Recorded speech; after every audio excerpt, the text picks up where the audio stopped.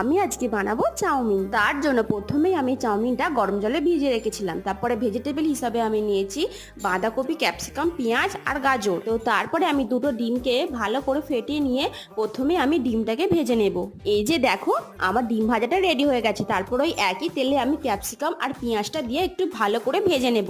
হালকা একটা brown colour চলে এলেই আমি বাকি ভেজিটেবলসগুলো অ্যাড করে দেবো। এটাকেও একটু ভেজে নেব, খুব বেশি ভাজবো না। তারপরে আমি অ্যাড করব ভিজিয়ে রাখা চাউমিনটা। তারপর আমি অ্যাড করে দিলাম 1 table spoon dark soya sauce, দিয়ে দেবো স্বাদ মতো নুন। তারপরে আমি অ্যাড করলাম 1/2 টেবিল স্পুন গোলমরিচের গুঁড়ো। আমি খুব একটা ঝাল খাই না, তাই জন্য আর বেশি অ্যাড করলাম না। তারপরে সব ভালো করে মিশিয়ে নেওয়ার পর অ্যাড করলাম চাউমিক্স মশলা, ওটাও দিয়ে ভালো করে মিশিয়ে নেওয়ার পর দিয়ে দেবো ভেজে রাখা ডিমটা। তারপরে সবগুলো ভালো করে একটু মিশিয়ে নিয়ে একটু কড়াতে নেড়ে নিলেই আমার চাউমিন কিন্তু একেবারে রেডি। তারপর একটু দিয়ে দেবো সস। তো চলো, তোমরা কিন্তু কমেন্ট করে জানাতে ভুলো না আমার এই চাউমিনের রেসিপিটা তোমাদের কেমন লাগলো।